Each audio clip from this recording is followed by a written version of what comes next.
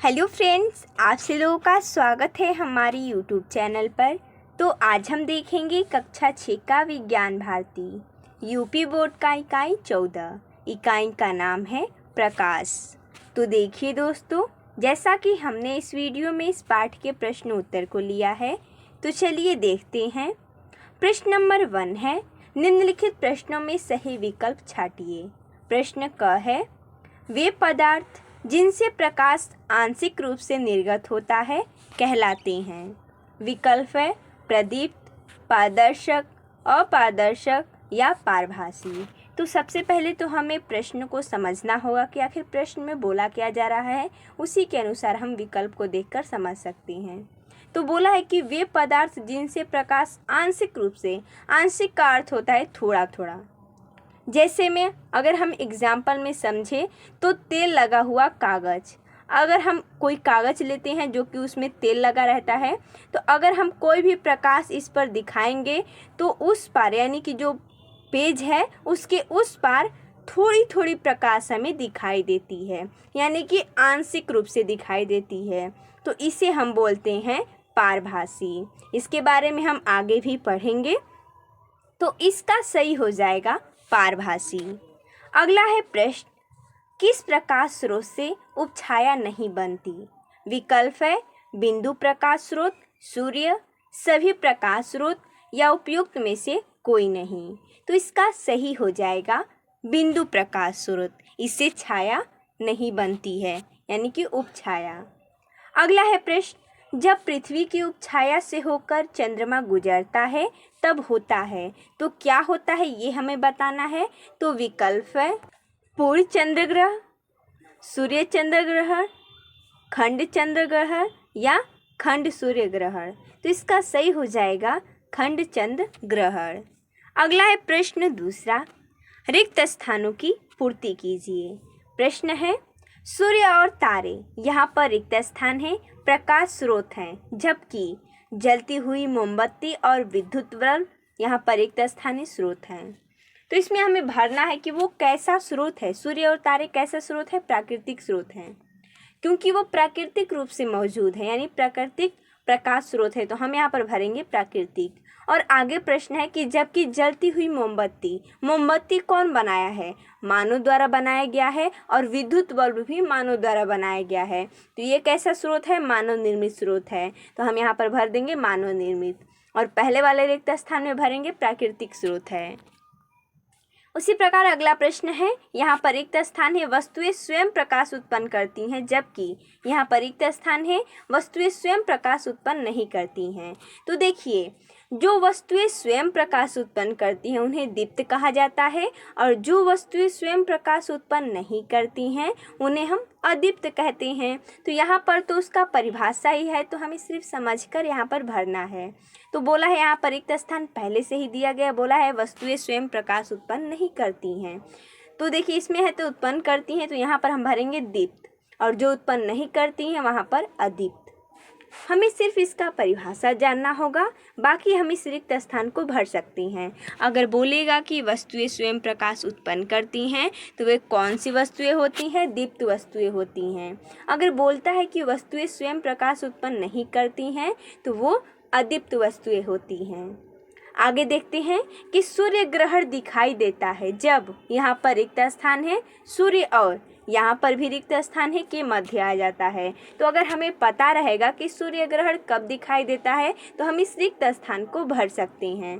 तो कब होता है सूर्य ग्रहण? जब चंद्रमा सूर्य और पृथ्वी के मध्य आ जाता है, यानी कि बीच में आ जाता है। कौन बीच में आता है? चंद्रमा आता है। किन के बीच? और सूर्य और पृथ्वी के बीच।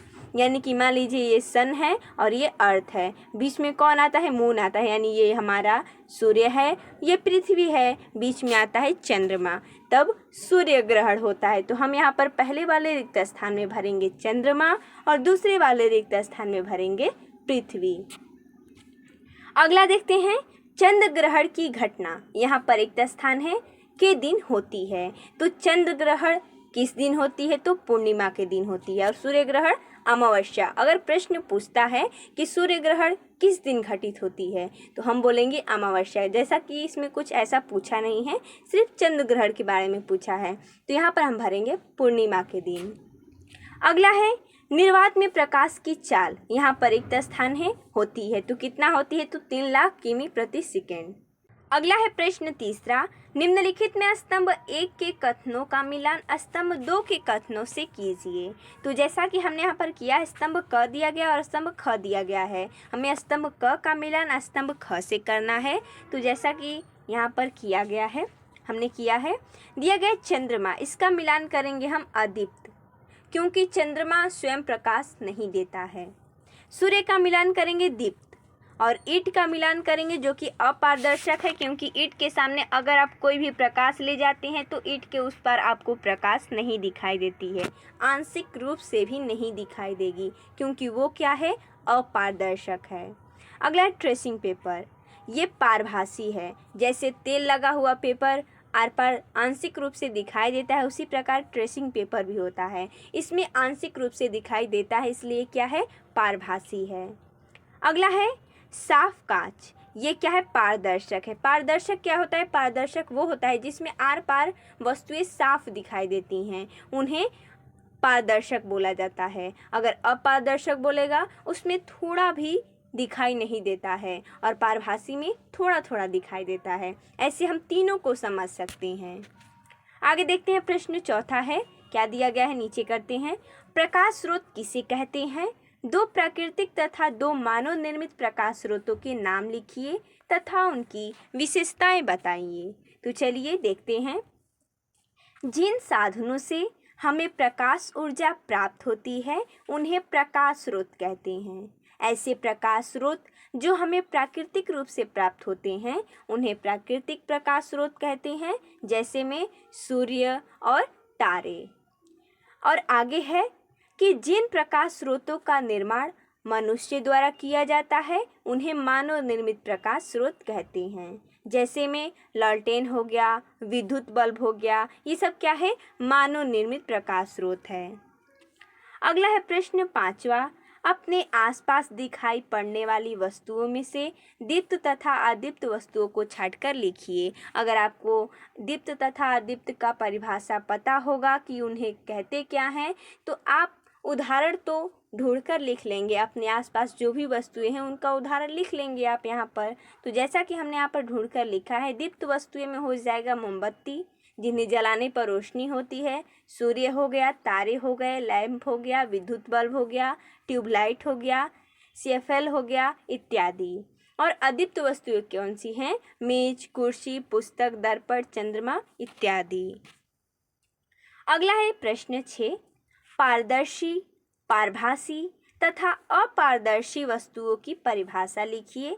अपने आसपास दिखाई पड़ने वाली वस्तुओं में से पारदर्शी, पारभासी एवं अपारदर्शी वस्तुओं के नाम लिखिए। तो चलिए हम सबसे पहले तो एक एक का परिभाषा देखेंगे कि आखिर कहते क्या हैं, और जो जो आसपास की वस्तुएं हैं उनमें आएगा तो हम जैसे में करके लिख देंगे।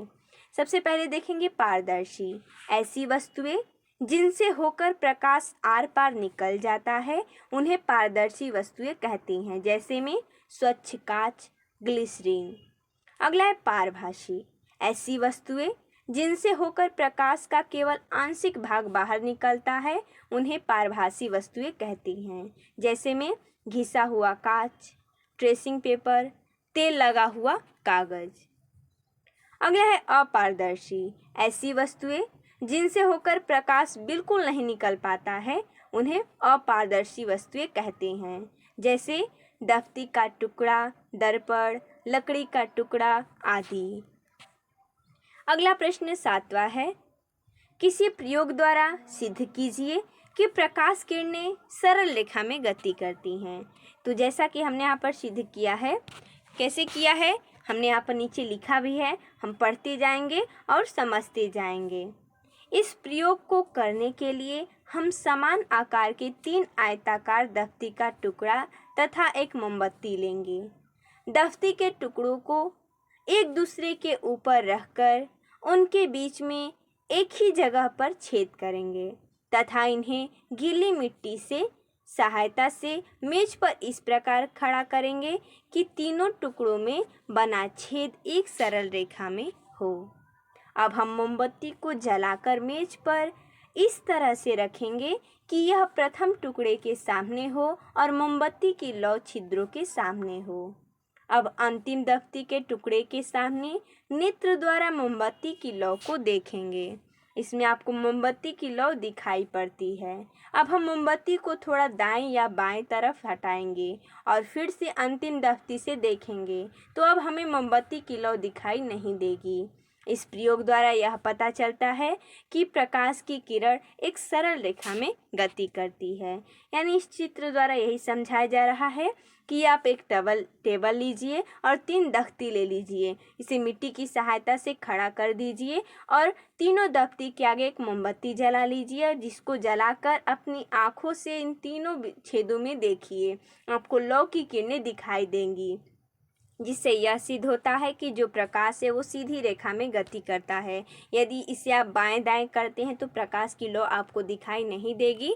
इससे यही सिद्ध होता है कि जो प्रकाश है वो सीधी रेखा में चलता है।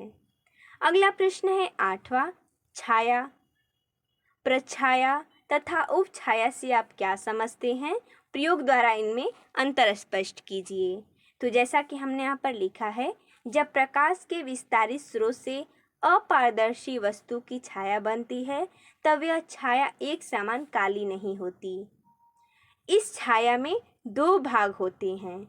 छाया का मध्य भाग अधिक काला होता है, वह प्रछाया कहलाता है। छाया के चारों ओर का कम काला भाग उपछाया कहलाता है। निम्नलिखित क्रियाकलाप द्वारा छाया, प्रछाया एवं उपछाया बनने की प्रक्रिया समझी जा सकती है। जैसा कि यहाँ पर क्रियाकलाप 3 है। एक टॉर्च, काला कागज तथा एक छोटी गेंद लीजिए। काले कागज में एक छोटा छेद करके टॉर्च की कांच से चिपका लीजिए। टॉर्च को जलाकर कमरे की दीवार की ओर लाइए। क्या देखते हैं? गोलाकार आकृति में दीवार का कुछ भाग प्रकाशित हो जाता है। अब जलती हुई टॉर्च के सामने कुछ दूरी पर गेंद रखिए। क्या देखते हैं? दीवार पर प्रकाशित भाग के स्थान पर गोलाकार अंधेरी आकृति दिखाई देती है। गोलाकार अंधेरी आकृति गेंद द्वारा प्रकाश की किरणों को रोक लेने के कारण बनती है। गोलाकार अंधेरी आकृति को गेंद की छाया कहते हैं। इसे चित्र 14.4 के प्रदर्शित किया जाता है। आप देख सकते हैं यहाँ पर बीच में गेंद दिया गया है और यहाँ पर टार्च जलाया गया है। अगर आप टार्च को छाया देते हैं तो यहाँ पर दीवार का जो छाया बनती है उसे ही छाया बोला जाता है। यानी अगर आप कोई बॉल लेते हैं और उस पर टार्च जलाते हैं तो दीवार पर आपको एक चित्र बना दिखाई देगा, अंधेरा आकृति दिखाई देगी, जिसे हम छाया बोलते हैं। आगे पढ़ते हैं। टॉर्च के कांच से काले कागज को हटाकर पुनः टॉर्च जलाएं तथा उतनी ही दूरी पर गेंद को रखिए। क्या देखते हैं? दीवार पर गोल आकृति तथा अंधेरा स्थान और उसके चारों ओर धुंधले प्रकाश से प्रकाशित चौड़ा छल्ला दिखाई पड़ता है, जैसे चित्र 14.5 में दर्शाया गया। आप यहाँ पर देख सकते हैं, ये प्रछाया है और बीच में जो आपको दिख रहा है वो उपछाया है और यहाँ पर गेंद बना है, टार्च आपको दिखाया गया है। आगे है कि अब हम देखते हैं कि दीवार पर गोल आकृति का अंधेरा स्थान और उसके चारों ओर धुंधले प्रकाश से प्रकाशित चौड़ा छल्ला दिखाई देता है। अंधेरे गोल आकृति को प्रछाया तथा धुंधले गोल छल्ले को उपछाया कहते हैं। अगला प्रश्न 9 नंबर है। सूर्य ग्रहण कब और चंद्र ग्रहण कब और कैसे लगता है? चित्र खींचकर समझाइए। तो चलिए समझाते हैं। सबसे पहले हम अध्ययन करेंगे सूर्य ग्रहण के बारे में। जैसा कि हमने देखा भी कि सूर्य ग्रहण कब होता है, जब सूर्य और पृथ्वी के बीच में चंद्रमा आ जाता है। चित्र द्वारा हमने यहाँ पर खींचकर भी दिखाया है। ये सन है जिसे सूर्य बोला जाता है, बीच में मून है यानी कि चंद्रमा, और यहाँ पर है पृथ्वी यानी कि अर्थ। इन दोनों के बीच में कौन आया है? चंद्रमा आया है, यानी कि सूर्य और पृथ्वी के बीच में अगर चंद्रमा आता है तो सूर्य ग्रहण होता है। यहाँ पर हमने इसको लिखा भी है कि पृथ्वी तथा चंद्रमा द्वारा चक्कर लगाते लगाते एक ऐसी स्थिति आती है कि सूर्य, चंद्रमा तथा पृथ्वी तीनों एक सरल रेखा में इस प्रकार आ जाते हैं कि चंद्रमा सूर्य और पृथ्वी के बीच आ जाता है। चंद्रमा सूर्य से आने वाली प्रकाश की किरणों को पृथ्वी तक आने से रोकता है, जिसके कारण चंद्रमा की छाया पृथ्वी पर पड़ने लगती है और पृथ्वी के कुछ हिस्सों में सूर्य दिखाई नहीं देता है। इस स्थिति को सूर्य ग्रहण कहते हैं। सूर्य ग्रहण अमावस्या के दिन होता है। अब हम समझेंगे चंद्र ग्रहण के बारे में। यहाँ पर आप देख सकते हैं, दिया गया है सूर्य और पृथ्वी है और यहाँ पर चंद्रमा है। उपछाया यहाँ पर आपको दिख रहा होगा और यहाँ पर प्रछाया दिखाया गया और यहाँ पर उपछाया। तो पढ़ते हैं इसके बारे में और समझते हैं। चंद्रमा तथा पृथ्वी चक्कर लगाते लगाते जब एक सरल रेखा में इस प्रकार आ जाते हैं कि पृथ्वी सूर्य और चंद्रमा के बीच आ जाए, इस स्थिति में सूर्य और चंद्रमा के बीच में पृथ्वी आ जाती है तो सूर्य का प्रकाश चंद्रमा तक नहीं पहुंच पाता, क्योंकि पृथ्वी सूर्य से आने वाले प्रकाश की किरणों के मार्ग में अवरोध उत्पन्न करती है, जिसके कारण चंद्र ग्रहण लगता है। चंद्र ग्रहण पूर्णिमा को लगता है। यानी इसमें आपको क्या समझ में आ रहा है कि सूर्य ग्रहण कब होगा? जब सूर्य और पृथ्वी के बीच में चंद्रमा आएगा। लेकिन चंद्र ग्रहण कब होगा? जब सूर्य और चंद्रमा के बीच में पृथ्वी आएगा, तब चंद्र ग्रहण होगा। इसमें देखिए कंफ्यूजन है, लेकिन हमें समझना होगा कि चंद्र ग्रहण कब होगा और सूर्य ग्रहण कब होगा, क्योंकि ये इम्पोर्टेंट है और हमें जानना भी चाहिए। जब सूर्य और चंद्रमा के बीच में पृथ्वी आएगी तो चंद्र ग्रहण होगा, और जब सूर्य और पृथ्वी के बीच में चंद्रमा आएगा तो सूर्य ग्रहण होगा। तो देखिए दोस्तों, जैसा कि हमने इस वीडियो में इस पाठ के प्रश्न उत्तर को देखा, तो मिलते हैं तब तक के लिए धन्यवाद दोस्तों।